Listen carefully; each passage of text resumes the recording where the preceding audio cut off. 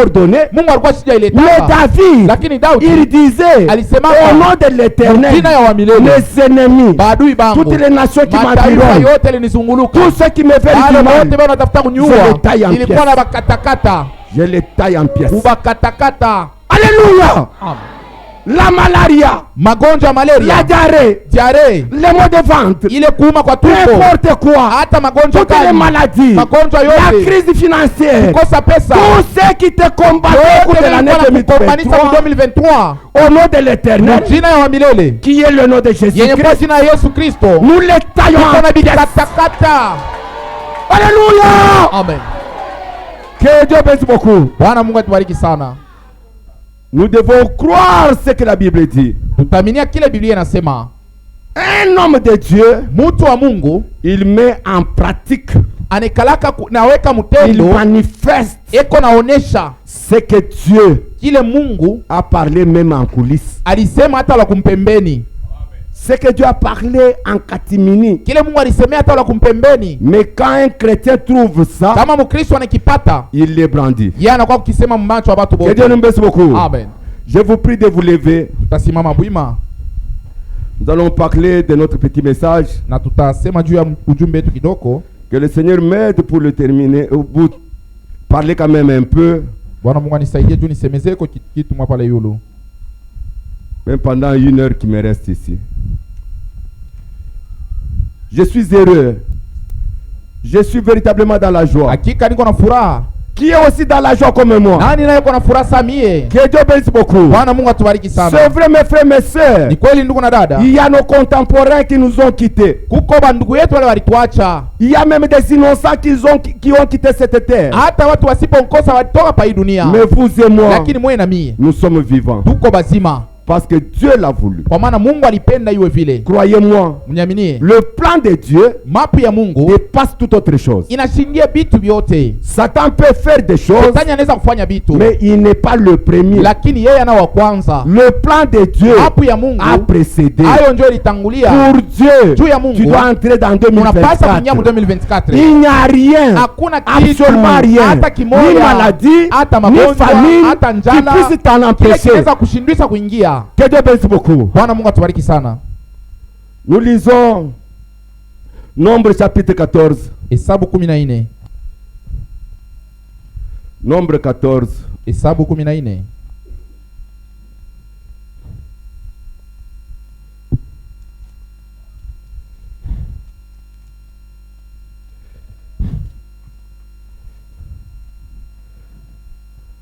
Nombre 14 verset 37. Mstari wa 37. Nous allons arriver jusqu'au verset 45. Tutafikia paka kumstari ya 45. Ces hommes qui avaient décrié le pays mourirent frappés d'une plaie devant l'Éternel. Wale watu walikomania ile nchi wakakufa na balipigwa na wamilele Mungu mbele yake. Josué fils de Nun, Yoshua mwana wa Nuni, et Caleb fils de Jephuné, na Kalebu mwana Yefune, restèrent seuls vivants parmi ces hommes qui étaient allés pour explorer le pays. Wao tunjo balibaki bazima katikati ya wale walienda kupeleleza nchi. Moïse rapporta ces choses à tous les enfants d'Israël. Musa akawa kuleta ile maneno kwa watoto wa Israeli wote. Et le peuple fut dans une grande désolation. Na wote wakasikia boka kubwa. Ils se levèrent de bon matin. Wakaamuka asubuhi mapema. Montèrent au sommet de la montagne. Na kupanda kuchongo ya mlima. En disant. Na kusema. Nous voici. Shiaba. Nous monterons au lieu dont a parlé l'Éternel. Tutapanda kuile fasi wa milele alisemea. Car nous avons péché. Kwa maana tulitenda zambi. Moïse dit. Musa akasema. Pourquoi transgressez-vous l'ordre de l'Éternel? Kwa nini Mungu navunja neno ya wa milele? Cela ne réussira point. Ile haitawezekana. Ne montez pas. Musipande. Car l'Éternel n'est pas au milieu de vous. Kwa maana wa milele ana katikati yenu. Ne vous faites pas battre par vos ennemis. Musiachilie wadui wenu wamipike. Car les Amalécites et les Cananéens sont là devant vous. Kwa maana wa Amaleki na wa Kananea wako kule mbele yenu. Et vous tomberez par l'épée. Na batemiwa na mipanga. Parce que vous vous êtes détournés de l'Éternel kwa maana mulimutombokea wa milele. L'Éternel ne sera point avec vous. Wa milele atakuwa pamoja na mweye. Ils s'obstinèrent à monter au sommet de la montagne. Wanaacha kupanda kule kuchongo ya mulima. Mais l'arche de l'alliance, lakini sanduku la agano, et Moïse ne sortirent point du milieu du camp. Na Musa abakutoke mukambi. Alors descendirent les Amalécites et les Cananéens. Na sasa Waamaleki na Wakananea wakashuka, qui habitaient cette montagne. Wenye walikuwa naishi kuile mulima. Ils les bâtirent. Wakawapika. Et les taillèrent en pièces jusqu'à Horma. Na kuwakatakata mpaka kufika kule Horma. Que Dieu bénisse la lecture de sa parole. Bwana Mungu abariki usomi wa neno lake. Je vais prier.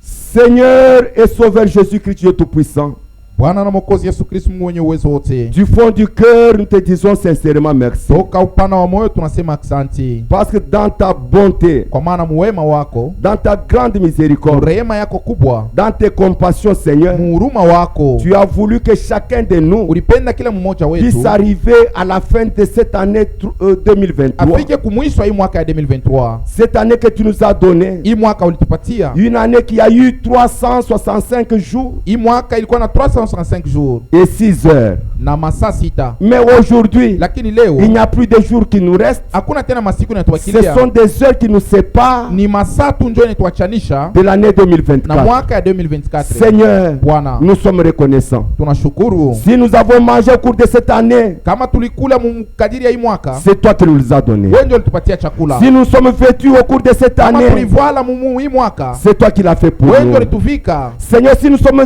restés en santé au cours de cette année, tulikuwa na afya njema hii mwaka, c'est toi Dieu qui nous a aidés. Wewe ndio ulitusaidia. Toutes les grâces que nous avons pu avoir, manema yote tulipokea au cours de cette année, kadiri ya hii mwaka, venait de toi. Ilitokea ni kwako. C'est toi qui es notre Dieu. Ni wewe ndio Mungu wetu. C'est pourquoi ni kwa maana nous sommes véritablement reconnaissants. Hakika tunashukuru. Nous te disons du fond du cœur merci Seigneur. Merci Bwana. Parce que chacun de nous est témoin des tombes qui sont parmi nous. Ni mushuhuda ya makaburi. Oh Dieu, fais-nous grâce Seigneur Jésus-Christ. Mungu tujalie neema Bwana Yesu Kristo. D'entrer ensemble avec toi. Tupate kuingia pamoja na wewe. Dans l'année 2024. Mwaka ya 2024. Laisse-nous marcher ensemble avec toi. Tuache tutembe pamoja na wewe. C'est pourquoi apprends-nous ta volonté. Ni kwa maana utupatie mapenzi yako. Enseigne-nous tes voies. Utufundishe manjia yako. Pour que nous puissions savoir comment te garder parmi nous. Ili tujue kukuchunga katikati yetu. Afin que tu puisses entrer ensemble avec nous dans l'année 2024. Pamoja nao tuingie mwaka ya 2024. Car nous savons kwa maana tunajua qu'avec Dieu ya kwamba pamoja nous ferons des exploits. Tutafanya vikubwa. Et il bâtira nos ennemis. Na ni wewe Mungu utapiga badui wetu. Seigneur Dieu tout puissant. Bwana Mungu mwenye uwezo yote. La victoire est possible. Ushindi inawezekana ensemble avec toi. Pamoja na wewe. Ceux qui étaient sortis sans toi. Wale walitoka bila wewe. Ont été bâtis. Bali bapika. Seigneur. Bwana. Samson a été battu. Il est mort aveugle. Alikufa kipofu. Parce qu'il était sorti. Kwa maana alitoka pour rentrer. Juu ya kuingia. Sans toi. Bila wewe. Israël était taillé en pièces. Parce qu'elle était sortie. Kwa maana alitoka pour rentrer. Juu ya kuingia. Sans toi. Bila wewe. Mais Seigneur. Lakini Bwana. Nous sortons de notre nature. Tunatoka mwali yetu. Nous sortons de nos mauvais caractères. Tunatoka matabia mbaya yetu. Pour rentrer ensemble avec toi. Pamoja na wewe. Dans la nouvelle vie, dans une nouvelle naissance, dans une vie qui n'a pas de tribalisme, dans une vie qui n'a pas de discrimination, dans une vie qui n'a pas d'humiliation, une vie de grande considération. Seigneur notre Dieu, c'est devant toi que nous sommes venus. Devant toi, il y a la vie. Devant toi, il y a la guérison. Devant toi, il y a la solution. Nous sommes devant toi, Seigneur. Donne-nous ce que nous sommes venus chercher. Oh Dieu, commence ensemble avec nous ce culte. Et termine-le ensemble avec nous. Utilise-moi comme un simple instrument. C'est dans le précieux de toi seul, Seigneur. Et Sauveur Jésus-Christ, notre Dieu. Amen. Amen. Que Dieu nous bénisse beaucoup. Bwana Mungu atubariki sana. Je suis en train de vous parler sur ce petit sermon niko nasema juu ya hii mahubiri kidogo appelé présumé. yenye kuita kujiwazia. Présumé. Beaucoup de gens batu ba mingi sont dans présumé. beko na jiwazia. Beaucoup ba mingi pensent que beko na wazia ya kwamba ils marchent ensemble avec Dieu, beko na tembea pamoja na Mungu, mais sans observer ce qui leur arrive. lakini bila kuangalia wala kutambua vile biko nabafikia. Mes frères, mes sœurs, Bandugu na badada, ce que je voulais vous dire ce matin, ile napenda kusema hii asubuhi, je n'ai pas beaucoup de temps, shina na wakati ya mingi, mais j'aimerais vous dire en bref une lakini chose. napenda kumiambia tu mkifupi, Ne présumez pas la présence de Dieu dans votre vie. hapana kwanza kuwazia ya kwamba uko pamoja na Mungu maisha yako. Ne présumez pas. Hapana kwanza kujiwazia vile. Dieu peut vous avoir utilisé une fois. Inaweza kwa Mungu alikutumikisha mara moja. Vivant. Mais à cause de votre mauvais comportement, kwa ajili ya tabia yako mbaya, le Seigneur vous a abandonné. Bwana Mungu anakuacha. Le Seigneur vous a déjà quitté. Anakuacha. Ephésiens chapitre 4 verset 30 dit, Efeso sura ya 4:13 inasema, n'attristez pas le Saint-Esprit de Dieu, msihuzunishe Roho Mtakatifu ya Mungu, avec lequel vous avez été scellés jusqu'au jour de la rédemption. ile mliokewa nayo muhuri mpaka siku ya ukombozi. Il y a des gens qui ont reçu un véritable Saint-Esprit. Kuko watu walipokea Roho Mtakatifu ya kweli. Mais aujourd'hui, Lakini leo ce Saint-Esprit-là ile Roho Mtakatifu ne peut plus avoir la joie en eux. haina na furaha ndani yabo, Parce que le Saint-Esprit Roho Mtakatifu ne se mélange jamais au péché. kama ichanganikake na dhambi. Là où il y a le péché, le Saint-Esprit ne peut pas être. Roho Mtakatifu haiwezi kuikala Mais pale. s'il est déjà là Lakini kama iko et ndani que le péché suit, dhambi inafuata, le Saint-Esprit sera Roho triste. Mtakatifu inakuwa na Il huzuni, se sentira humilié. inajisikia na Il ne va pas haya, se mouvoir haisajionesha pour se manifester dans votre vie. haisajionesha maisha yako. Par conséquent, Na kwa kinyume vous allez commencer à constater utaanza kuona des échecs, kushindwa, des troubles, mifuruko, des maladies, magonjwa, des problèmes mambo vont commencer à s'en suivre iko nafuatana jusqu'à ce que mpaka na pale vous puissiez réparer avec Dieu. upate kutengeneza na Mungu. Aujourd'hui, Leo il y a des gens kuko batu qui font la prière de Canaï. beko naomba munko, Une prière de Canaï, beko naomba munko, une prière de Rikamakama. Pour un chrétien, ça n'existe pas. juu ya Mkristo bikalake eko La véritable prière maombi ya kweli. pour un chrétien Juu ya Mkristo commence par la repentance. inaanzia mbele pa kutubu. C'est quand vous vous repentez Wakati unatubu que le Saint-Esprit se sent lavé, Roho Mtakatifu inajiona se sent vinanaushwa, nettoyé inajiona inanaushwa pour commencer à se juu ya manifester kwanza kujionesha et se rendre vivant parmi nous. na kujifanya hai katikati yetu. Mais les gens, Lakini batu ils présument toujours. beko najiwazia tu. Beaucoup de gens Batu wa mingi aiment toujours présumer. beko napenda tu kujiwazia. Je vais lire un peu William Branham Tamusoma ndugu Branham dans cette petite prédication. muhimu huko Présumer. kujiwazia, Au paragraphe 10, kipande ya 10.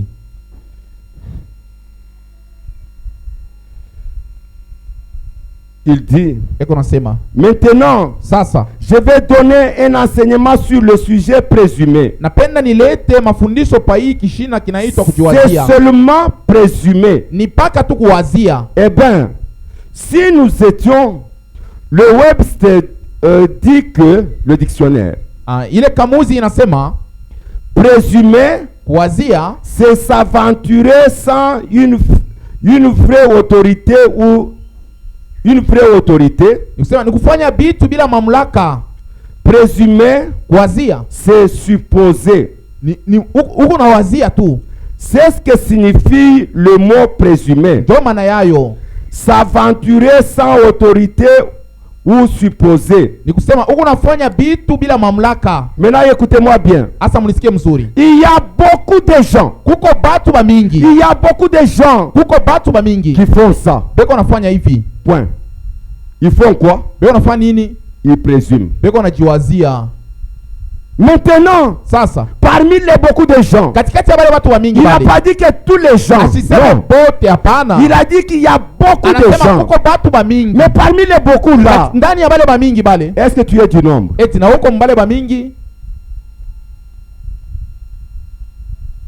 Est-ce que tu es du nombre de ceux qui présument qu'ils ont Dieu, mais se laissent battre, se laissent tailler en pièces? Le diable te taille en pièces. Il taille ton travail en pièces. Il taille ta famille en pièces. Il taille ta vie même en pièces. Mais toi tu es toujours courageux, stimulant. Tu dis Hosanna, Alléluia, j'ai Dieu. Honte à toi. Honte à toi. Dans la présence de Dieu, Dieu a dit à Josué, je m'arrête, j'interromps un instant. Je vais revenir sur ce paragraphe-là. Prenez Josué chapitre 1. Josué chapitre 1. Frères et sœurs, les difficultés, les problèmes qui nous arrivent, c'est un signe indicateur que Dieu nous a abandonnés, que Dieu nous a quittés. Un chrétien, Dieu ne lui a pas promis des échecs, Dieu lui a promis des victoires. Il est le Dieu de sa parole. Mais cette victoire-là, c'est aussi longtemps que tu marches avec lui, et lui, Dieu, marchera avec toi. Mais si tu l'abandonnes, il t'abandonne aussi, et son cœur ne prend pas plaisir à toi. C'est ça. Josué chapitre 1. Verset 5.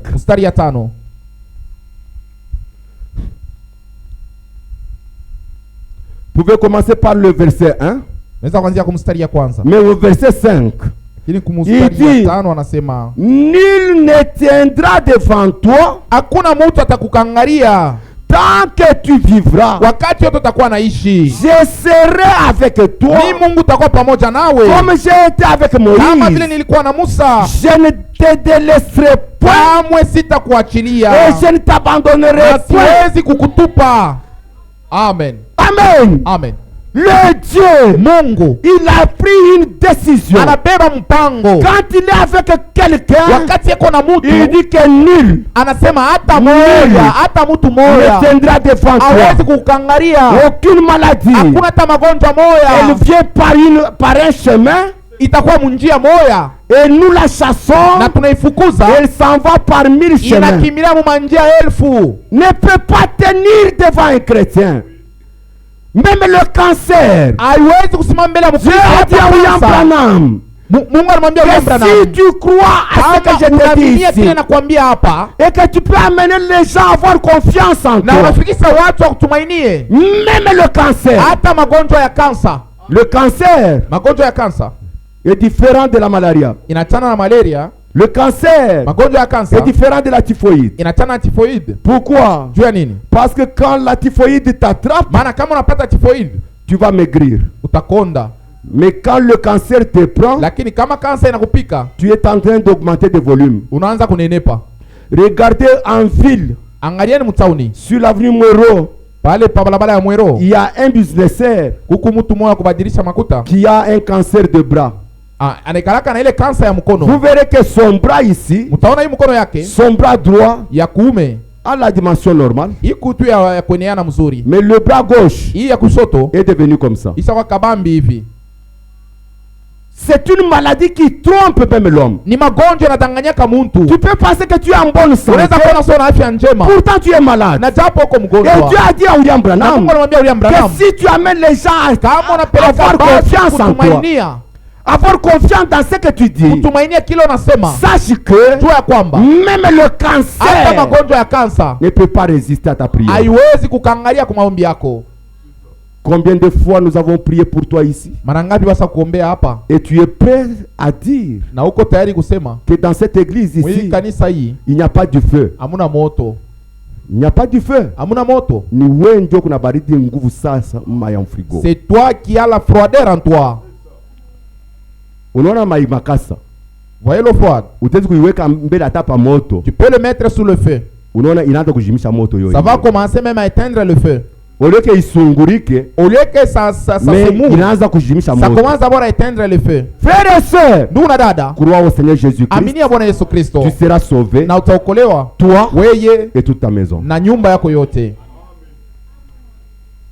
Quand nous sommes en présence de Dieu, wakati tuko muwepo ya Mungu, en présence de Dieu, muwepo ya Mungu, Dieu a déjà décidé. Mungu asakubeba mpango. Il a dit, anasema, je ne t'abandonnerai point. Sitakuachilia kamwe. Je ne te délaisserai point. Siwezi kukutupa. Et nul, na hata mtu mmoja, nul hata mtu mmoja hawezi kukangalia.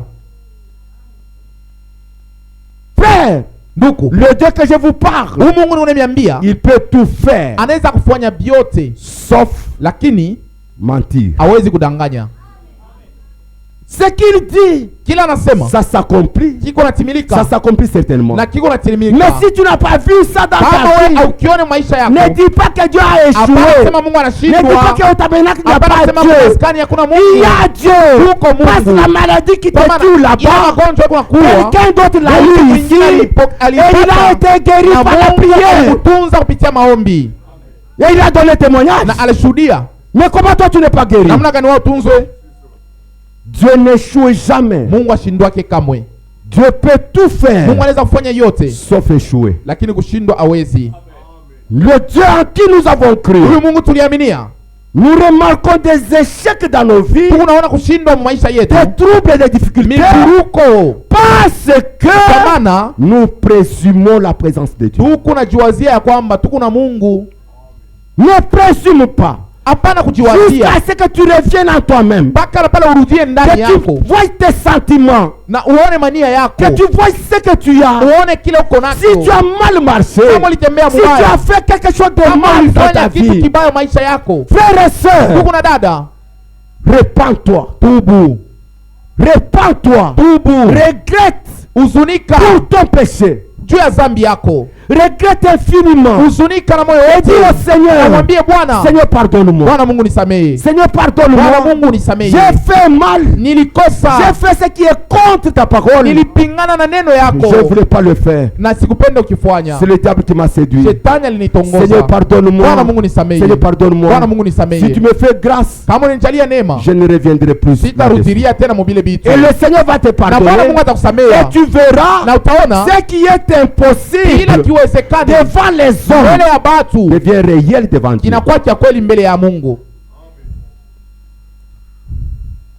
Présumer, kujiwazia.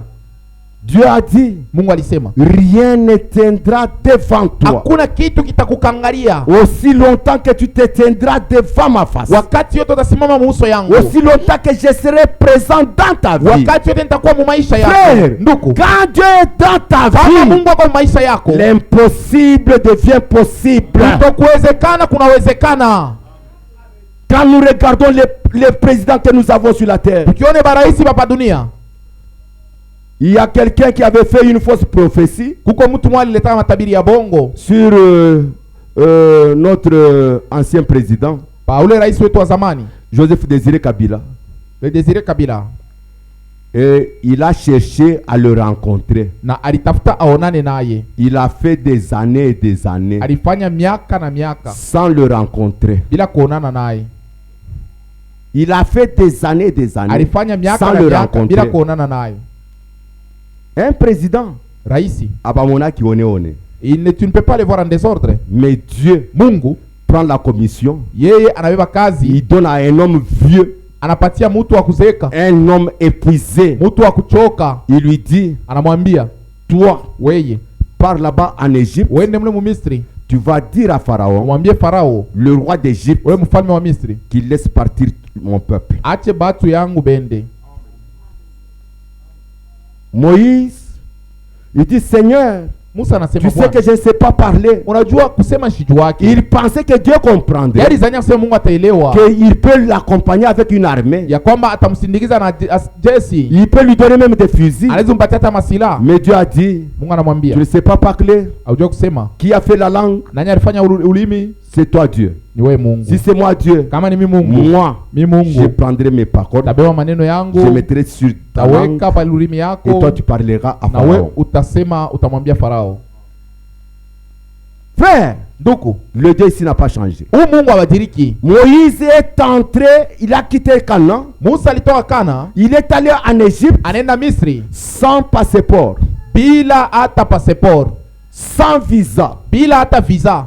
Mais Moïse est allé lakini Musa alienda au point de pénétrer toutes les lignes de la sécurité. Anatambuka hata milango yote ya balinzi. Toute la ligne de sécurité. Milango yote ya balinzi. Notre président Mobutu en avait 7. Rais wetu Mobutu alikuwa na milango 7. Pour rencontrer d'abord Mobutu ya kubumbana na Mobutu, il faut que tu traverses 7 lignes. Inafaa utambuke milango 7. Mais Pharaon pouvait en avoir combien? Asa Farao alikuwa na ngapi? Mais Moïse est parvenu alifikia sans passeport, bila passeport, sans visa, bila visa, à pénétrer un pays étranger et rencontrer le roi du pays étranger sans audience.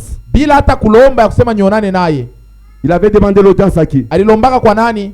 Frère, ndugu, quand vous êtes dans la présence de Dieu, kama uko mwepo ya Mungu, l'impossible kutokuwezekana devient réel. Kunawezekana. Devient réel. Kunawezekana. Ne doutez pas. Hapana kushakia. Croyez. Aminia. Et vous verrez la chose s'accomplir. Na unaona kitu utimilika. La chose que nous luttons avec, c'est vous ôter de l'incrédulité. La désobéissance. C'est à cause de la désobéissance que le peuple de Dieu est en train de mourir comme il meurt. De souffrir comme il veut. Notre Dieu n'échouera jamais. Moïse Musa est entré jusque dans la présence de Pharaon, sans passeport, sans visa, sans avoir obtenu l'audience. Il a rencontré Pharaon et il a parlé avec lui. Non pas une seule fois, 7 fois. Il parle avec Pharaon. Pharaon n'obéit pas. Il s'en va. Il retourne dans la présence de Dieu. Et Dieu lui dit, retourne encore. Il retourne là-bas 7 fois. Et Pharaon a cédé. Frère, présumé. Ne supposez pas ma soeur. Hapana kujiwazia dada yangu. Ne supposez pas mon frère. Hapana kujiwazia ndugu yangu. Ne supposez pas. Usijiwazie. Beaucoup de gens supposent dans leur vie. Mingi wanajiwazia maisha yabo. La présence de Dieu wepo ya Mungu doit être une réalité dans notre vie. Mambo ya kweli mu maisha yetu. Même le baptême du Saint-Esprit. Hata ubatizo wa Roho Mtakatifu. Nous ne devons pas nous présumer le baptême du Saint-Esprit. Non, peut-être j'ai ça. Non, c'est quelque chose de réel. Quand tu as le Saint-Esprit, tu verras que devant certaines tentations, le Saint-Esprit lui-même te dégage, t'enlève de la tentation. Frère, ne présumez pas. Vous avez longtemps présumé. Regardez ce qui vous est arrivé. Mais maintenant, je vous demande, ne présumez pas, mais croyez en Dieu. Croyez en Dieu. Parce que croire en Dieu, la foi est une ferme assurance. Amen. C'est ça le contraire de présumer. Quand tu crois, tu ne vas pas douter. Si les médecins disent que le diabète ne guérit pas, c'est la vérité. Dans les Camoquins, et le Novalgine des médecins. Le diabète ne guérit pas. Mais au nom de Jésus, le diabète sort vite. Et toi tu as le diabète. Tu dis frère Isaac, et en même temps tu crois. Tu présumes la présence de Dieu. Tu présumes la présence de Dieu. Mais je te demande ce matin, ne présume plus. Crois. Et il a ferme assurance devant le Seigneur que le nom de Jésus-Christ dépasse le nom des médicaments. Si la dipyrone a déjà fait baisser la fièvre, je te dis, le nom de Jésus-Christ enlève la fièvre.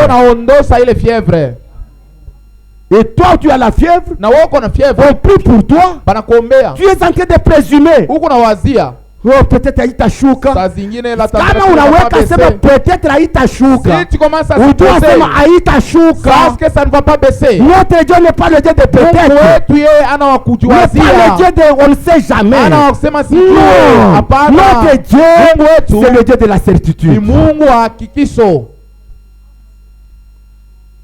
Présumer. Et le Seigneur a dit, nul ne tiendra devant toi. L'une ne tiendra devant toi. Frère, vous ferez mieux ce matin de revenir en vous-même. Et vous comprendrez que chacun des échecs que vous avez connus dans cette vie, c'est parce que vous avez douté sur la parole de Dieu. Amen. Vous avez douté sur la parole de Dieu. Mais aujourd'hui, ce matin, croyez avec fermeté et vous verrez la gloire de l'Éternel. Présumer. Beaucoup de gens présument. Il dit, or, il y a beaucoup de gens qui font ça. Il y a beaucoup de gens qui supposent. Ils sont là, juste supposés. C'est très bien. Oh, il n'y a pas d'inconvénient à supposer. Juste supposer. C'est donc ça, présumé. Maintenant écoutez. Eh bien, Israël avait commis une erreur grave. Lorsqu'ils ont présumé,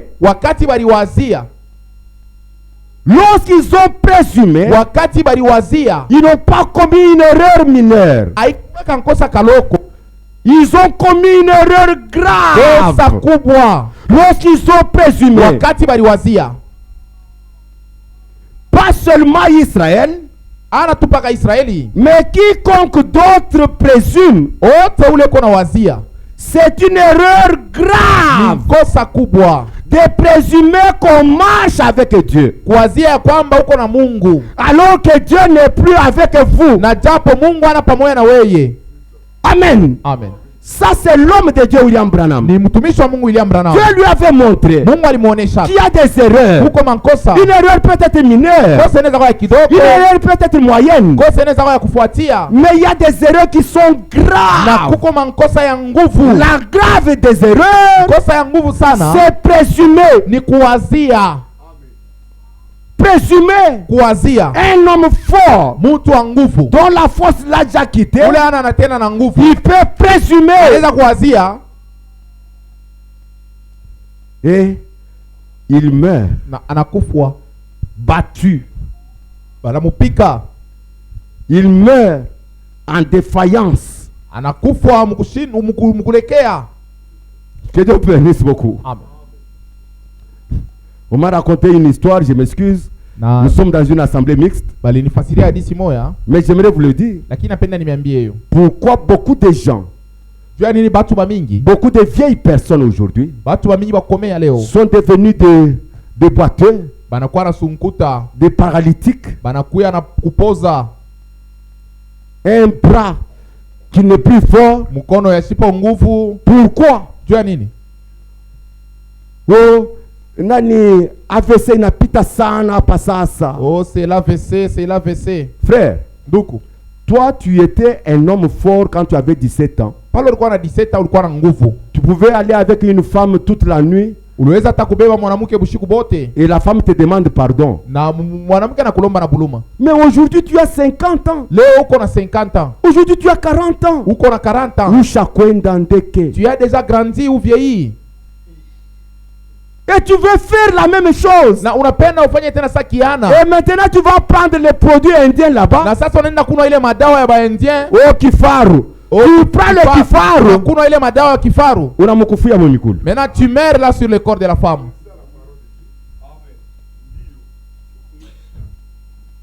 Ndio anakuacha mbio. Maintenant elle va te jeter. Anaanza kuita bantu ase muendeni mkabebe frère wetu. Est-ce que frère wetu anakufia kwa ndumba? Notre frère peut mourir sur une prostituée.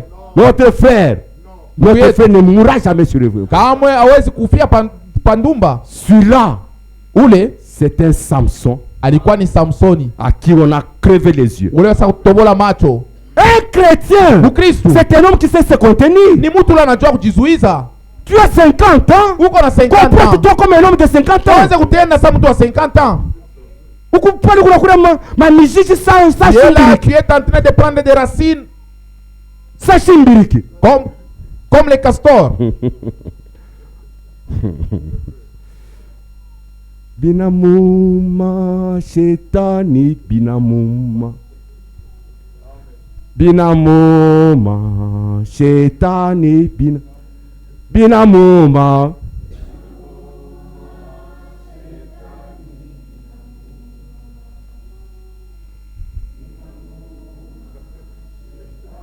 Apenda que frère ba mutukune manyonya. Lui il n'aime pas coller des plumes. Il n'aime pas ça. Quand Satan anapenda ba prédicateur bana semaka. Lui il aime les prédicateurs comme s'il construit dans la bouche. Mais quand il trouve un homme kama anapata mtu bien battu, ule mwenye kujipanga mzuri, n'a pas peur de Satan, asimongope Shetani, qui parle comme un gynécologue, ule yuko nasema sa ule wa kutunza banamuke. Frère, Duku, Satan tremble et s'en va. Satan eko na tetemeka na kukimbia. C'est ce que je viens de dire ici. S'il y a un enfant de Dieu qui faisait ça, il est automatiquement délivré maintenant ici. Hapa anafunguliwa. Amen. C'est ça. Il n'aime pas. Shetani apendake. Mais nous, lakini si nous sommes là pour délivrer les enfants d'Israël. Kufungula watoto ya Mungu. Nous devons vous délivrer. Tunapasa mifungula. C'est qu'on ne peut pas vous dire. Kila tuwezi kumiambia. Même à la radio, même à la télévision. Je vous le dis derrière la chaîne. Ce n'est pas moi qui le dis. C'est le Christ qui le dit par moi. Que Dieu nous bénisse beaucoup. Amen. Frère, un chrétien, c'est un homme qui ne présume pas la présence de Dieu. Un chrétien ne fait pas cette grave erreur-là. Quelle est cette erreur grave? Cette erreur grave qui a fait tuer le peuple d'Israël. Cette erreur-là peut te faire tuer aussi. Parce que cette erreur-là, elle est grave. Non pas simplement pour Israël. Elle est grave pour quiconque présume. Quiconque présume. On a lu au courant de la semaine. Juge chapitre 16. J'aimerais lire ça une fois de plus. Juge chapitre 13. 16 plutôt. Avant de revenir sur nombre 14. Juge. Frère, pourquoi vous ne voulez pas être délivré? Pourquoi vous restez dans présumer? Vous supposez toujours que vous êtes toujours cet homme-là fort, virilement fort. Non, mon frère, avec le pas de l'âge, tu es déjà affaibli. Usakuchoka mumwili. Accepte ça. Itikia kwamba Apana kwa na tamaa ça un adolescent. Amen. Il y a aussi aujourd'hui des gens, leo kuko batu, de grandes personnes, watu wakubwa, quelqu'un qui a 40 ans d'âge, mtu ana 40 ans, quelqu'un qui a 50 ans, yuko na 50 ans, même 60 ans d'âge, 60 ans, yako natetemeka kumbela mtoto mwanamke, il tremble devant une petite fille, na bulejilejiko natoka kwa mdomo, même la salive lui sort de la bouche. Conserve-toi. Il faut kujizuia. La force qui te reste là, ile nguvu inakubakiria, c'est pour faire grandir avec les enfants qui sont restés. Ya kukomesha na watoto yako. Utafanya hivyo unakuwa sasa nani? Unakuwa unatembea. Tu vas maintenant commencer à marcher. Tena bado watu wanafanyaka mambo ndio vile malari na bafanyaka. Ndio vile Mungu akubariki sana. Tena mtu anakuja. Vois quelqu'un qui commence à marcher comme s'il danse. Unamuuliza frère, tu lui demandes, ndio hivi bado kuzalaka. C'est ainsi que tu étais venu au monde. Nasema hapana frère, sina mimi kwa sawa wewe. J'étais aussi comme toi. Uko sawa mimi. Tu étais comme moi. Mimi niko na maîtrise. Moi j'ai la maîtrise. Je connais mon âge. Najua miaka yangu. Je ne peux pas risquer. Siwezi kujiweka mwatari. Que Dieu nous bénisse beaucoup. Amen. Un chrétien ne présume pas la présence de Dieu. Un chrétien croit à la présence de Dieu. Amen.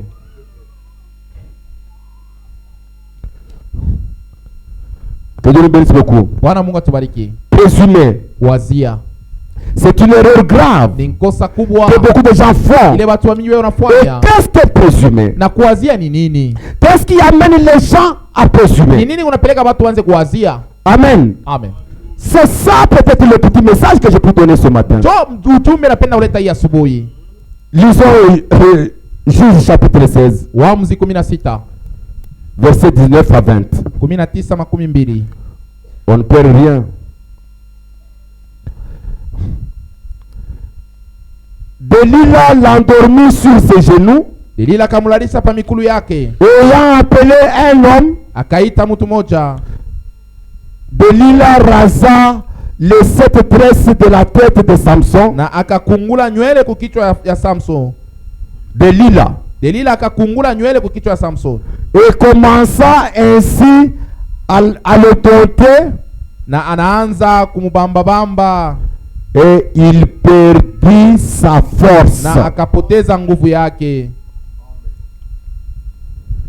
Elle dit alors, akasema sasa, Samsoni, les Philistins sont sur toi. Wafilisti wale wako yulu yako. Samson se réveilla. Samson akaramuka. Il se réveilla de son sommeil. Mubushingishi yake. Et dit, na anasema, je m'en tirerai comme les autres fois. Mpaka vile na babobolaka na itu nitababobola tena. Antoa wende unasema kabeni. Frère kuya kumbeni kwa embrasser. Niku araza kubabobola dora. Frère viens ici frère. C'est ça même la prédication. Frère, que Dieu te bénisse beaucoup. Que Dieu te bénisse beaucoup. Araza kubabobola.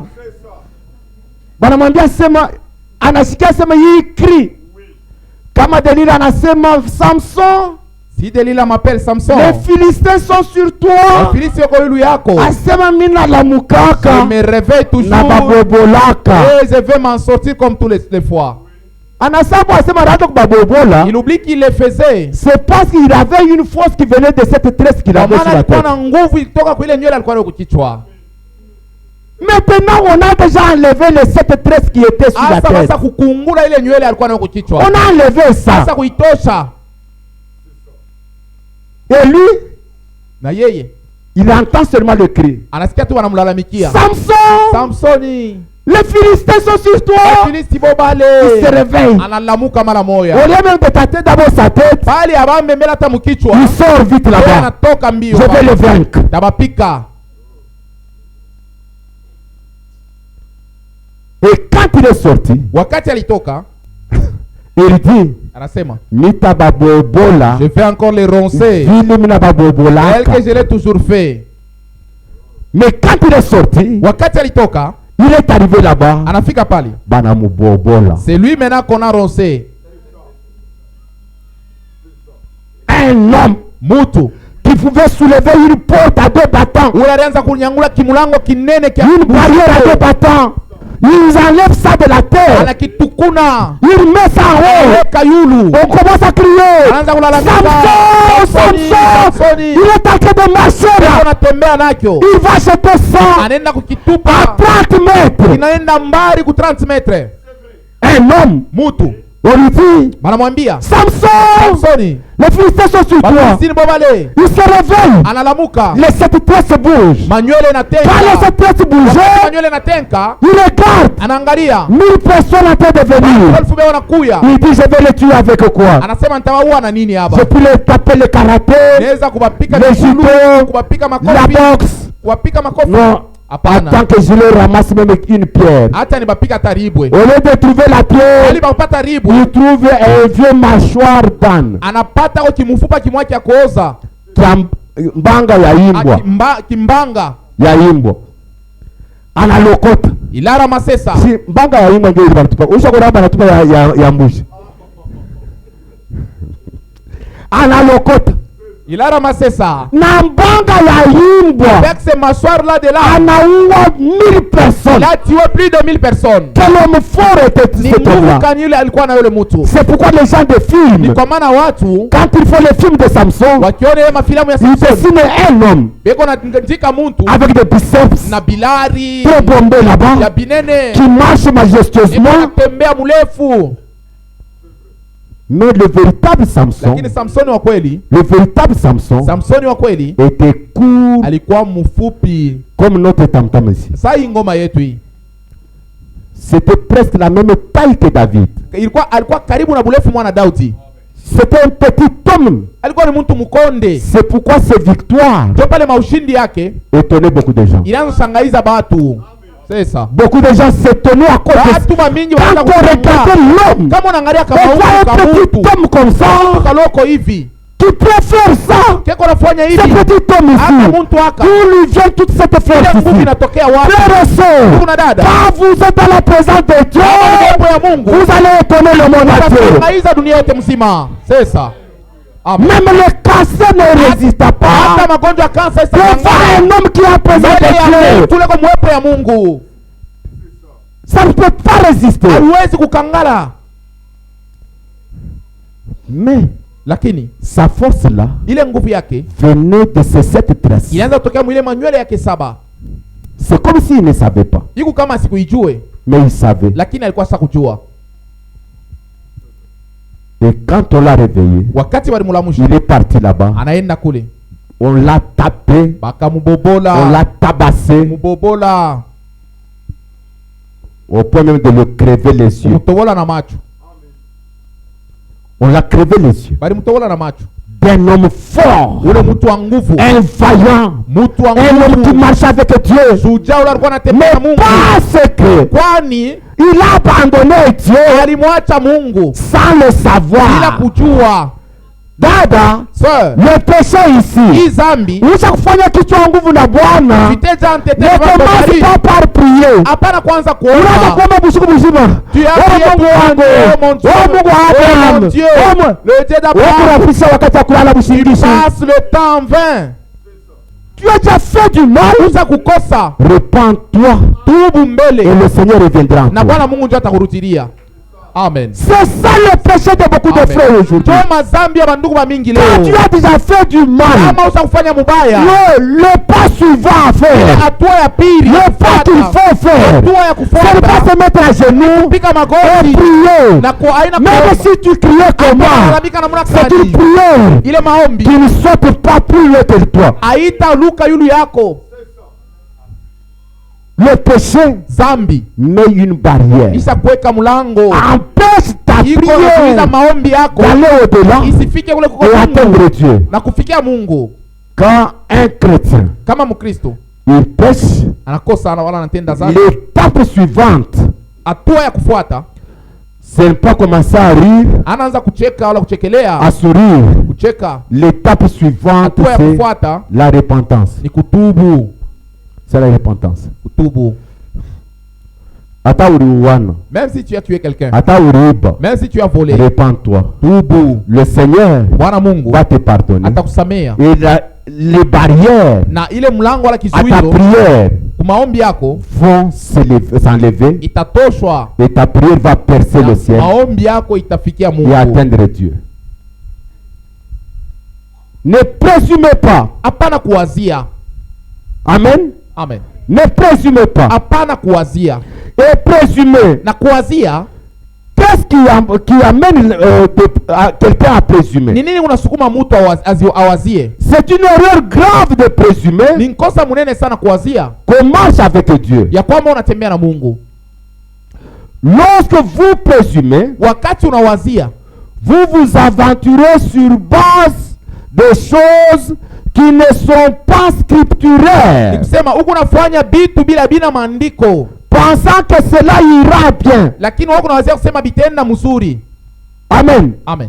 Les choses qui ne sont pas scripturaires, vous pensez que ça ira bien. Tu présumes la présence de Dieu. Un chrétien ne peut pas aller faire le fétiche. Tu vas faire le fétiche. Oh mon frère, moi ce n'est pas livrer quelqu'un. Moi c'est juste donner une poule. Un chrétien n'entre pas dans la maison de féticheurs. Mais un chrétien amène un féticheur à croire. Il lui dit que ce que tu vois là, mais il y a un homme qui a la puissance plus puissante que ce que tu as là-bas. Son nom, c'est Jésus-Christ. Amen. Un chrétien ne présume pas. Tu pars prendre des fétiches. Tu dis que c'est seulement pour trouver du boulot. Je ne tue personne, c'est seulement pour chrétien. Il s'attend à Dieu dans toute sa force.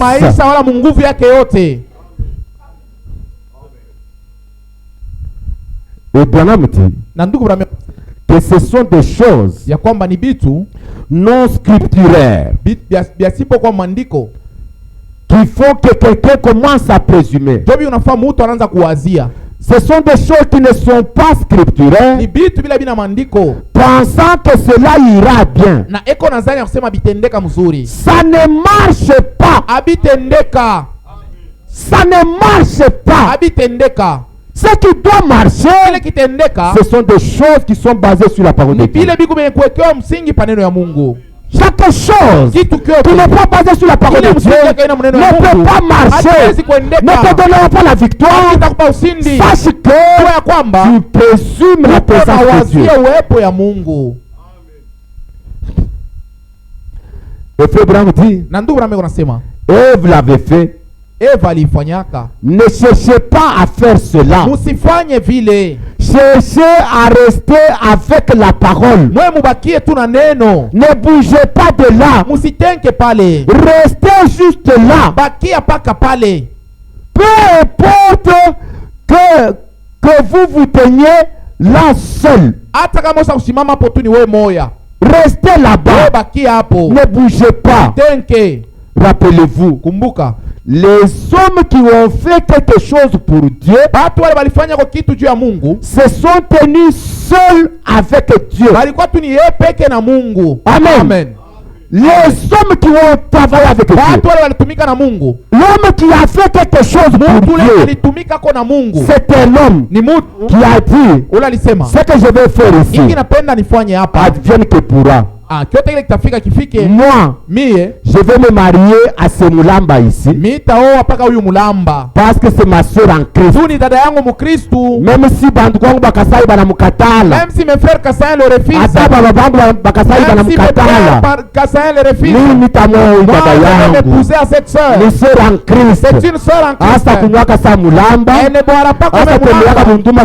Elle ne se prostituera pas comme un Mulamba. Tu vas rester seul. Tu es prêt pour rester seul. Tu es déterminé. Abraham dit que tous les hommes qui ont pu faire quelque chose pour Dieu, ils n'étaient pas à deux.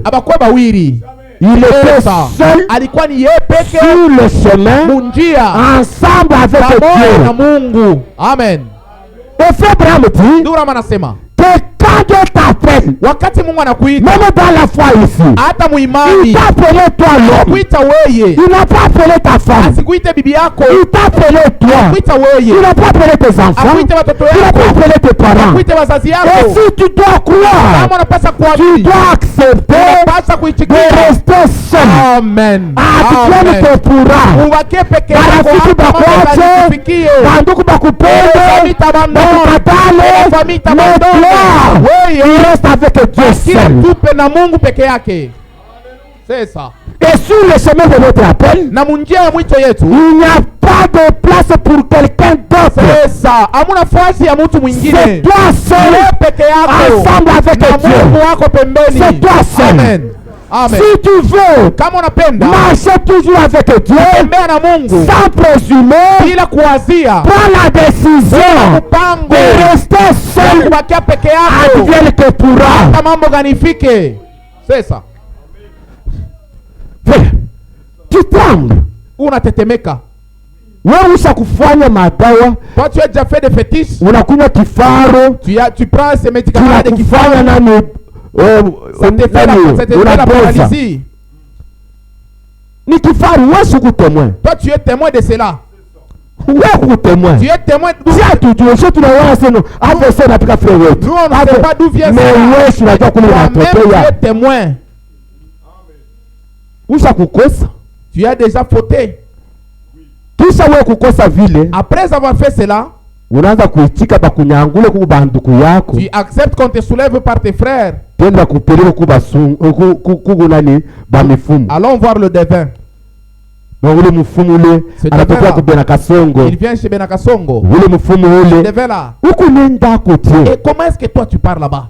Après avoir fait un péché, Kisa ukutenda zambi, l'étape suivante c'est la hatua ya repentance. kufuata ni kutubu. Mais toi tu ne fais qu'ajouter péché, Unaongeza hapo tena kizambi péché kingine. sur péché, Zambi yule ya péché sur zambi. péché, Zambi yule ya péché sur zambi. péché. Zambi yule ya zambi. Hautaona mkono wa Tu ne Mungu. verras jamais la main de Dieu. Amen. Tu présumes. Amen. Huku na wazia Un tu. chrétien ne Mkristo. doit jamais présumer. Amen. Un Hawezi kuwazia. chrétien Mkristo doit être ferme. anapasa kwa imara. Tu vas devant Dieu. Unaenda mbele ya Mungu. Seigneur, Bwana. nilikuwa bumbafu sana. C'était un insensé. Seigneur, vraiment. nilikuwa jambazi. C'était vraiment un Seigneur, mimi bandit. nilikuwa kichwa nguvu. Un malfaiteur. Unihurumie eko. Pardonne-moi. Kama wewe unitunze, Si toi tu ne me dérives pas, nitakufuaka mpaka je vais mourir yuki. aussi. Bila bakia C'est nikuchunge. C'est ça la foi d'un chrétien. Amen. Amen. Amen. C'est la foi d'un chrétien. Kwa imani ya Mkristo. Mais un chrétien Lakini Mkristo qui veut toujours avoir des hommes derrière lui. ula anapenda mpaka watu wako nyuma Sangaji yake. yake, Bado mlomba yake, rafiki yake, ndugu yake, voisin wake. Frère, un chrétien. Kristo Ndugu Abraham dit, ndugu Rama anasema si toi, kama weye tu es le genre de chrétien, uko hali ya Mkristo, wakati tunatoka pa si nje, nous sortons dehors, ba frère wote wanakuja. tous les frères viennent. Bien-aimé, Oh mpendwa, Mungu awabariki, Mungu awabariki, Mungu awabariki, Mungu awabariki. karibu mtunkunye na mkono. Surtout kama ni wa Kiluba. Si tu si Yule mwingine anakuwa hivi. il vient là. Frère photographe ni bambe huko mbele huko. Frère photographe ni bambe huko. Frère famba lamuka frère. Surtout kama ni wa Kiluba. Anakuwa pale. Si ile muluga Wako Kalombo. il commence à lui présenter les civilités de l'être. Kalombo. Il descend. Huyu anakulamukia. Huyu anakulamukia. C'est lui qui te salue, c'est là te salue. Abraham anasema. Abraham anasema. Kama unaona bantu mingi banakupenda. Si tu vois que beaucoup de gens t'aiment. Bapagana baminifu. Les païens et les croyants. Il y a quelque chose qui ne va pas dans ta vie. Uko kila kendege maisha yako. Muntu eko na bale banamuchukia. Non, il a toujours ceux qui les haïssent. Frère, quelqu'un qui ne boit pas, comment un niveau il peut l'aimer? Namna kani mulevi anaweza kupenda. Frère, wewe unaki mbundumba. Toi tu ne te prostitues pas. Après mwanamke ba mapantalon. Tu n'aimes pas des filles. Comment mwanamke wa pantalon comment est-ce qu'elle peut t'aimer? Ça moi je ne crois pas. Samini il est. Je ne crois pas. Samini il est. Mais nous prenons dit. Hata Abraham anasema. Que c'est quelque chose d'anormal. Ya kwamba ajiende vitu abishikirike. Et vous savez, na mnajua de tels gens batu ba vile sont souvent surpris. Mara mingi banabavumbulaka. Non, ils sont surpris. Banasutushwaka. Ils peuvent penser anawezi kuwazia que Dieu est avec eux. Ya kwamba eko na Mungu. Ils sont connus partout. Basa muyua fasi yote. Mais attends. Lakini muchunge. Mambo ikubambe. Si un problème lui arrive. Il y a $100. Des $100. Utatoka pale pote wale wanakuikala hapa pale. Tu iras c'est tous ces gens là qui t'entourent. Surtout quand ni batika ndembo. C'est tous ils sont des ndembo. Ndio utaona. Tu vas voir. Anakuwa pale. Il te voit. Tule msheni mwana. Asema karibu sana. Mbona kufisa? Kupika rigoti chini, sawa kuanguka. Tule msheni mwana. Sema karibu. Karibu sana. Wewe unaona sije bana nipenda. Parce qu'il m'aime beaucoup. Unapata mambo ya $100. Problème pour $100. Unakuwa kwenda kumwambia pale. Par lui dire. Anakupokea na furaha. Yeye paka nakuchekesha. Mon frère. Unipatie kwa $100. Donne-moi seulement $100. Banishe kwa hii mambo hii. Que je termine ces problèmes. Yo, bien mais kama ulikuwa hapa jana. Tu devrais venir demain. Kabisa wetu kama ulikuwa hapa jana. Tu devrais venir hier. Wewe siwezi kukataria. Je ne peux pas refuser de te donner toi. Mais huku kambisa na makuta pa mikulu. Tu es kambisa avec beaucoup d'argent sur tes jambes. Na makuta pa mikulu. Avec beaucoup d'argent. Kuna ngambia si mikulu ya jana. Shii unaona ndio makuta ina kuomba. Ni hii. C'est ce que je vois là-bas. Mon frère. Oh mon frère. Frère. Mon frère. Ne pense pas. Hapana kuwazia kwamba beaucoup de gens qui t'aiment. Watu wanakupenda mingi. Qui t'aiment certainement. Wanakupenda kwa wana vile. Certains pengine banakupenda par intérêt. Tutu na bapaka ko bya kubapa. C'est ça. C'est ça. Et un chrétien na mukristo ne cède pas cela. Asangaria ke ile. La joie d'un chrétien, furaha ya mukristo, c'est être certain d'être avec Dieu. Ni akuwe na uhakika ya kwamba eko na Mungu. Quand il est avec Dieu, wakati eko na Mungu, il est sûr que je suis avec Dieu. Il dit, même quand le monde entier m'abandonnera, le Seigneur n'abandonnera jamais. Le Seigneur ne me délaissera point. Il a décidé et il le fera. Il le fera certainement. Amen. C'est ça être un chrétien. Un chrétien ne présume pas la présence de Dieu. Peut-être beaucoup. Amen. Maintenant, vous savez, Frère Branham dit que ces gens ici, les Juifs étaient parvenus à présumer parce que les conducteurs, les conducteurs, retournons sur nombre 14. Retournons là-bas. Nombre 14. Frère, ne présumez pas la présence de Dieu. Et ceux qui présument souvent, ce sont des gens qui ont eu des victoires avec Dieu, qui ont déjà vu la main de Dieu. De tels gens, ils doivent être conséquents. Ils doivent commencer à vérifier à tout moment. Toi, tu as déjà parlé en langue. Tu as déjà vu un rêve qui vient de Dieu. Toi ici, tu as déjà répondu à ta prière. Fais attention. C'est avec toi que tu peux commencer à présumer. Parce que tu as déjà vu la main de Dieu. Tu as déjà vu la main de Dieu. Lisons 14, verset 37. Ces hommes qui avaient décrié le pays mourirent frappés d'une plaie devant Dieu. C'était des gens qui arrivaient devant Dieu. Et qui étaient ces gens-là? Regardez dans Juge nombre 13.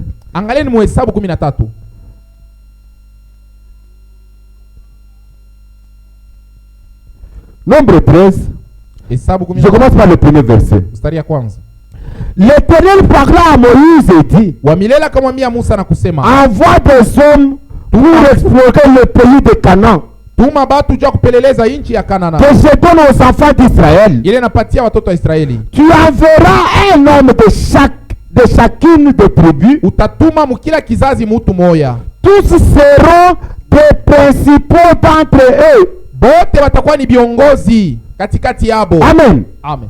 Les hommes qui étaient choisis pour amener le peuple à Canaan, ce n'étaient pas des hommes ordinaires.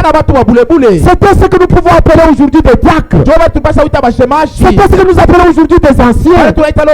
C'était ce que nous appelons aujourd'hui des ministres. Ce sont des hommes qu'on appelle des principaux. C'est ça qu'on a pris pour faire entrer le peuple. Mais ces hommes-là, ils n'ont pas tiré attention. Ils sont allés dans le pays. Au nombre de 12. Ils ont exploré le pays. Et quand ils ont terminé d'explorer le pays, ils sont retournés pour donner le rapport au peuple qui les avait envoyés. Et quand ils sont arrivés, Caleb et Josué se sont tenus là-bas. Ils ont dit, frères et sœurs, l'éternel notre Dieu, c'est un Dieu véritable. Ce qu'il dit, c'est la vérité. Il a promis à nos pères de leur donner un pays où coule le lait et le lait.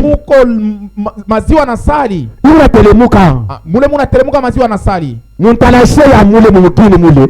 Muna teremuka ni majiba. Michi na bibambasi ya mwingine mugini ile. Ni mansari ndio ikwamo. Inyake le miel.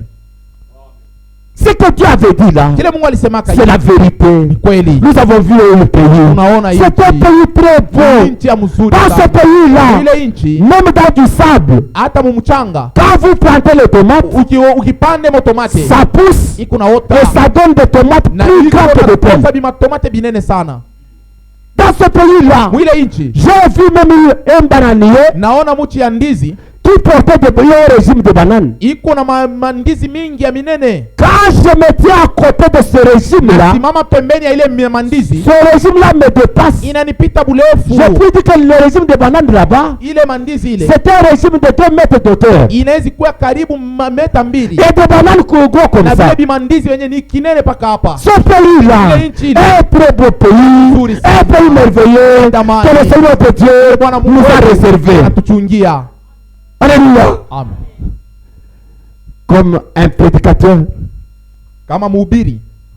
qui vient ici vous parle du ciel. Le ciel que le Seigneur nous a promis. Il vous dit, frère, je n'ai jamais vu de construction sur la terre. Quand vous voyez New York, ça ne peut pas s'approcher de la construction qui est au ciel. Ce que Jésus est allé faire, ce sont des rues pavées d'or. Ce que Jésus est allé faire. Et là, il n'y a même pas de cimetière. Hakuna makaburi. Là, kule au ciel, kumbingu, il n'y a pas d'hôpital. Il n'y a pas de morgue. Hakuna mamorgue. Il n'y a pas de cercueil là-bas. Même la pharmacie ne se trouve pas là-bas. Parce que tout le monde là-bas sont des jeunes gens de 17 à 21 ans. Quand vous entendez ça, que fait votre cœur? Que le Seigneur vienne maintenant. Que le Seigneur vienne maintenant. Que le Seigneur vienne maintenant. Mais après le témoignage de Caleb et Josué, il y a maintenant les 10 autres 10 qui sont passés. Ils disaient au peuple, ce que Caleb a dit et ce que Josué a dit, c'est vrai. C'est vrai, c'est un véritable pays. Il est beau, il est comme ils ont dit là. Mais ils ont oublié de vous dire une chose. Vous avez déjà entendu parler des enfants d'Anak? Le peuple dit oui. Il dit oui. Les enfants d'Anak là, ce sont des géants. Ce sont eux qui occupent ce pays. Vous voyez ma taille ici. Ils disent oui. Je mesure combien? Il dit, moi je mesure 2 mètres 5. 2 mètres 5. Mais moi, quand je me tiens devant Dieu, Quand je me mesure un peu devant eux, ipimane nabo, j'apparais comme une sauterelle. kunaonekana sa mpanjo. Et ces gens-là, na wale bantu, leur bras, mukono yabo, cette main ici, hii yangu mukono, n'a pas 5 doigts. haina na bilole tano. Leur main yabo mukono a 6 doigts. iko na bisita. Et tous les doigts na bilole byote ont 30 cm. ni burefu hapa masantimeta 3. Comme une latte. Kama vile latte. Quand il te prend dans la main, akikubamba tu hivi mukono, il te presse un peu comme ça. tu. Mata ici, je deviens court comme ça. Nafupika na ingiana mi wote. Et les gens me disent, wanasema, combien de villes? C'est comme ça. Nous vous disons la vérité. André vient. André est venu. Il dit non, ce que Jean vient de dire ici, c'est la vérité. Caleb et Josué, ce qu'ils vont dire là, ils se sont arrêtés en cours de route. Ils n'ont pas tout terminé. Et ils ont donné un commentaire. Et ce commentaire qu'ils ont donné, au lieu d'encourager le peuple, pour le faire entrer dans le pays que Dieu leur a promis, leur commentaire, leur prédication a découragé le peuple. Leur prédication a découragé le peuple. Et leur prédication a amené le peuple à commencer à murmurer, à commencer à se plaindre. Oh, c'est Dieu ici.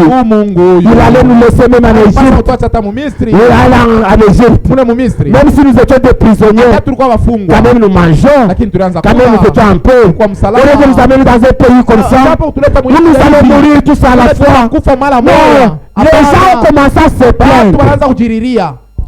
Frères et sœurs, vendredi j'ai montré que les plaintes et les murmures viennent de souvenirs de votre temps passé. Un chrétien ne vit pas sur bas de souvenirs. Un chrétien il vit sur bas de réalité actuelle.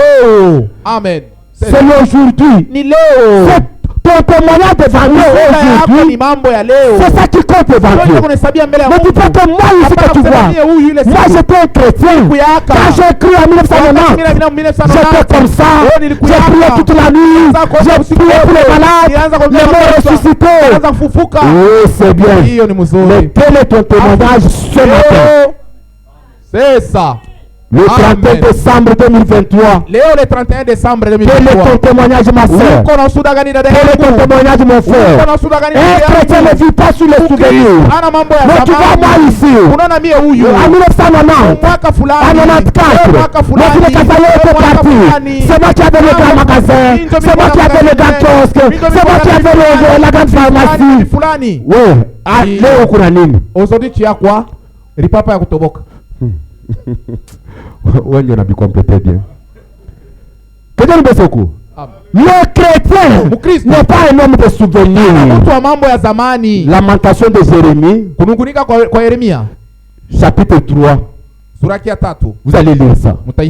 Un chrétien ne marche pas sur les souvenirs. Un chrétien ne marche à l'heure. Le Dieu qui t'avait guéri l'autre fois là, il est le même Dieu même ce matin. Mais comment tu es en train de souffrir? Il faut te guérir.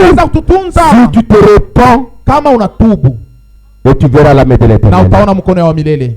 Quand la Bible a dit, repentez-vous pour que le temps de rafraîchissement vienne de la part du Seigneur. Le temps de rafraîchissement, le temps de la guérison, le temps de la restauration ne précède pas la repentance, mais suive la repentance du croyant. C'est ça. Mais on a battu là. Toi tu restes là. Oui,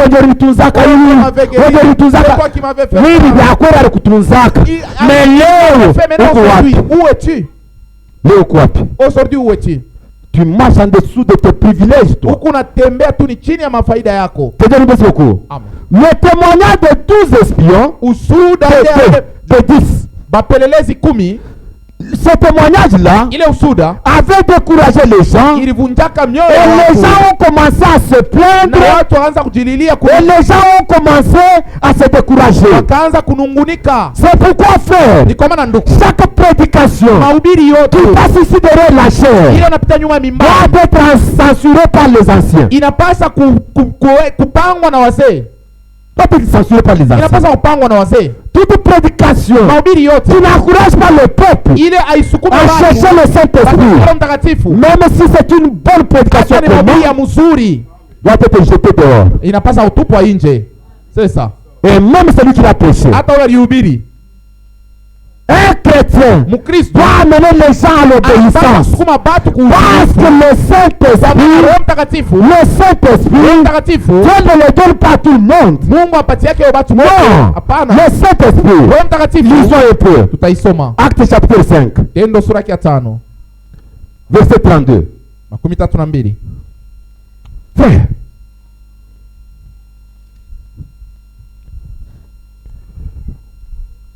nous sommes témoins de ces choses. De même que le Saint-Esprit, que Dieu a donné à ceux qui lui obéissent. Le Saint-Esprit est réservé aux obéissants. Mais quand tu trouves une prédication, un prédicateur qui te décourage d'obéir aux anciens qui sont ici, les deux anciens ici, ce sont les conducteurs de ce peuple ici. Et chaque prédication qui doit être faite à cette doit amener le peuple à obéir à leur conduite. Et c'est ça qui va leur donner le Saint-Esprit. Tu le feras entrer. Mais tu as une prédication ou un prédicateur qui te dit n'obéis pas à tel, obéis à celui-ci, obéis seulement à Roger, obéis pas à Niembo. C'est Roger qui est notre prédicateur, c'est lui qui connaît. Cette prédication-là et son prédicateur doivent être botés dehors. C'est ça. Doivent être botés dehors. Les chrétiens doivent faire attention avec les conducteurs. Ce sont les conducteurs qui ont fait manquer les enfants d'Israël d'entrer à Canaan. Et ça sera aussi des conducteurs qui feront manquer les enfants de Dieu d'entrer au ciel. C'est pourquoi la prédication de chaque conducteur doit être éprouvée par les Saintes Écritures. Une prédication qui ne donne pas l'honneur, qui ne donne pas l'encouragement aux enfants de Dieu, cette prédication-là ne doit pas être supportée. Même si pendant la prêche, il y a la colonne de feu qui tourbillonne ici. Même si la colonne de feu tourbillonne ici, pendant qu'on prêche une prédication qui vous fait sortir de la conduite de ces deux anciens.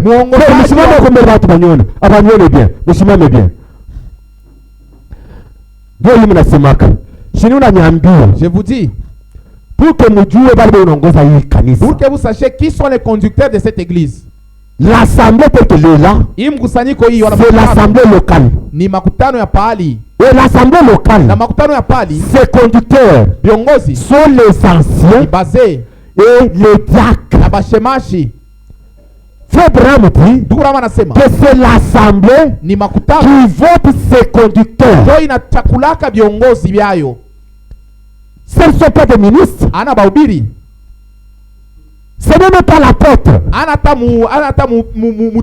Celui qui a commencé l'assemblée, s'il vous prêche une chose qui vous soutient de l'influence de ces deux hommes ici, cet homme-là et lui et sa prédication, mettez-les dehors.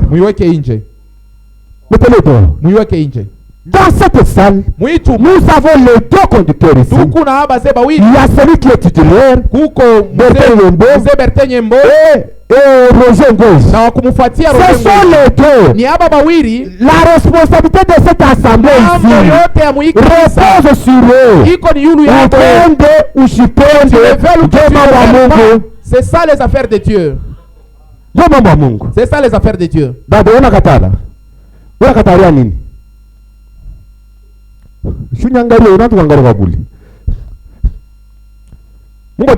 Amen.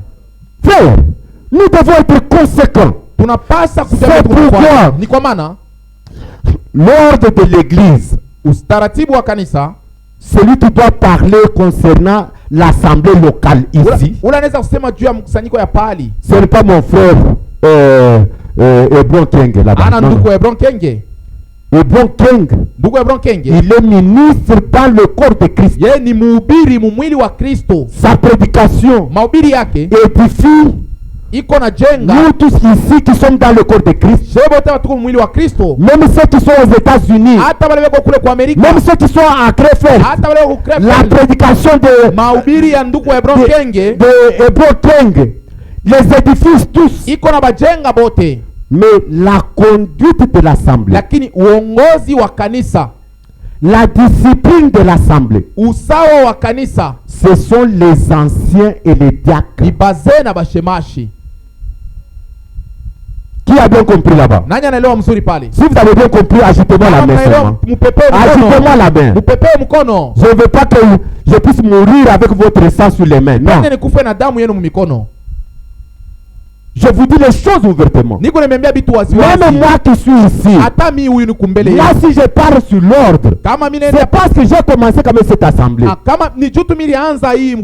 Mais aucune personne d'autre.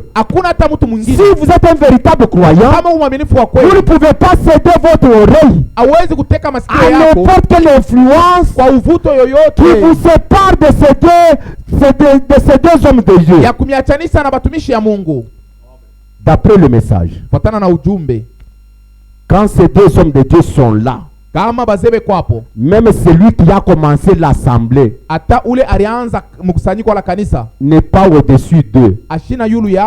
Il collabore directement avec le Saint-Esprit. Il collabore directement avec le Saint-Esprit.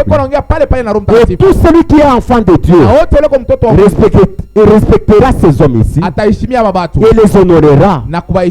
Frère Franck dit que ce que vous avez entendu dans la Bible, que les conducteurs doivent être objet de double honneur, ce sont les anciens. Il dit que ce sont les anciens qui doivent avoir le double honneur. C'est pourquoi frère, quelqu'un qui te pousse à mépriser l'ancien, comme l'ancien Roger, lui il est ancien. Il s'occupe beaucoup de la prédication. Mais celui qui tient des réunions avec des diacres, avec des administrateurs, c'est l'ancien Bertin. Lui, il peut tenir des réunions avec eux à l'absence de Bertin Nyembo. Quand Bertin Nyembo n'est pas là, il prend toute la charge de l'église sans exception aucune. Sans exception aucune. Ce sont eux qui sont investis de cette responsabilité-là. Et ça, c'est ça l'ordre divin. Et là où ils sont, celui qui est à côté d'eux, ce n'est pas un apôtre, ce n'est pas un prophète, celui qui est à côté d'eux, c'est le Seigneur lui-même. C'est pourquoi nous devons les craindre. Frère, excusez-moi. Bakachoko banasemaka, le Choko dit ceci. Asema mufalme, un roi, c'est seulement si on te le pointe.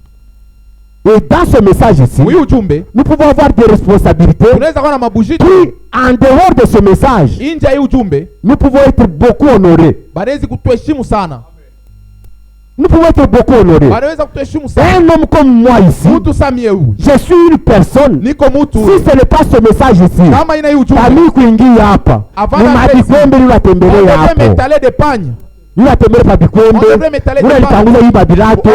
c'est ça. Mais ce que je suis, lakini kile niko, c'est ce que le message m'a fait. kile ujumbe nenifanya. Et ce qu'ils sont, na kile beko, c'est ça que le message les a kile fait. ujumbe na bafanya. Musibasule, musibazarau, ni baba wa kuangarisha mzuri, ni viongozi yenu, vos conducteurs. Mais moi, lakini mie, avec frère Hebron King, ndugu tudi pamoja na ndugu Hebron, nous sommes séparés de l'assemblée locale. Bo bana na bujito mu makutano ya pali. Non. Pana.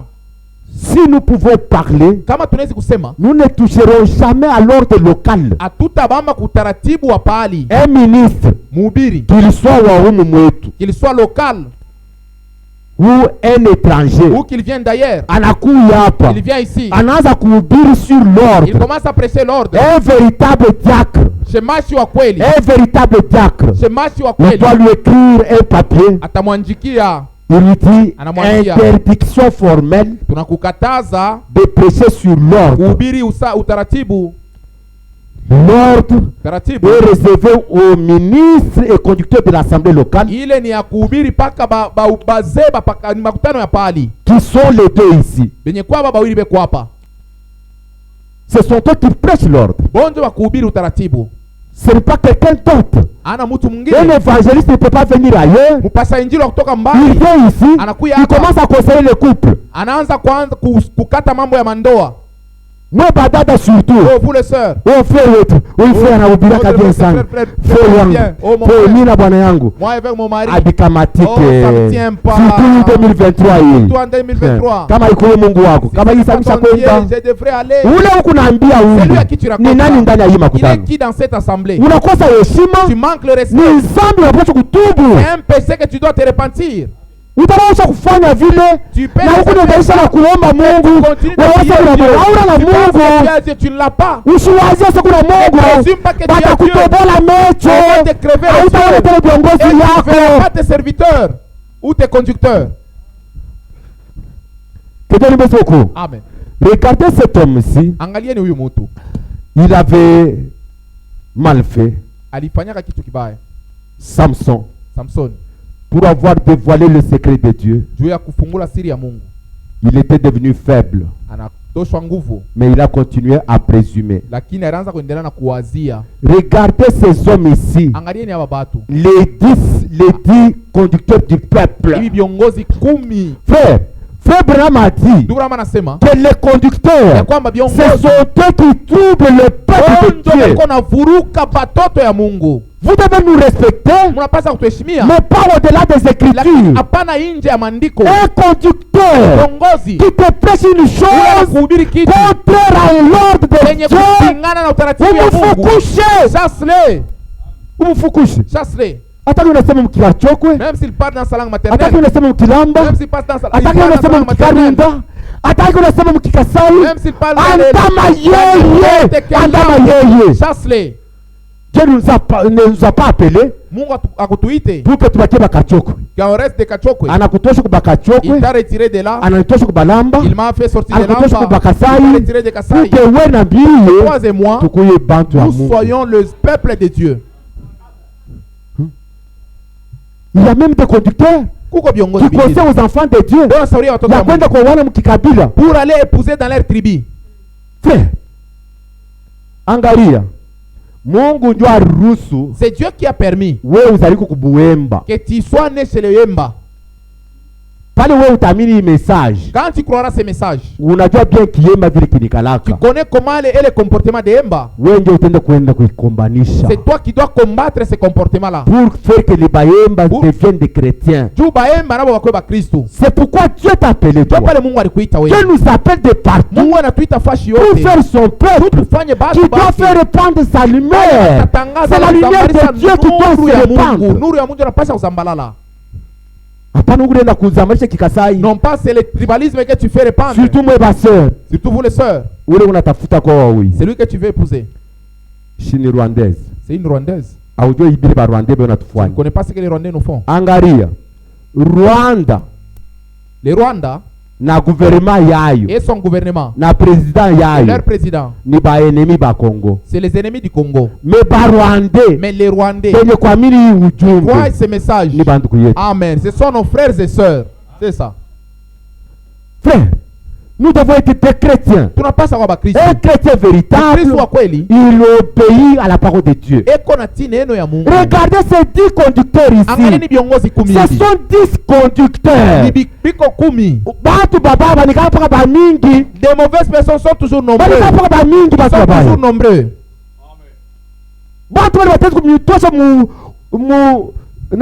Dans une bonne influence.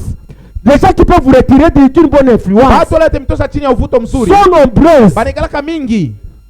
Mais ceux qui peuvent vous garder dans la véritable influence sont très peu nombreux. Que le Seigneur vous bénisse beaucoup pour ce matin.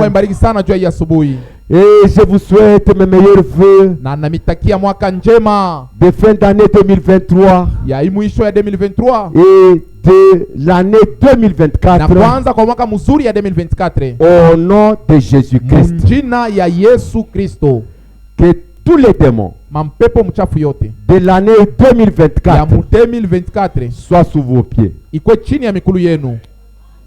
Soient sous vos pieds. Et aujourd'hui, nous allons prier maintenant. Prenons la décision de ne pas présumer, mais que nous puissions parler avec assurance. Que nous puissions avoir de l'assurance dans notre cœur, car le Seigneur revient bientôt. Que Dieu bénisse beaucoup pour ce matin.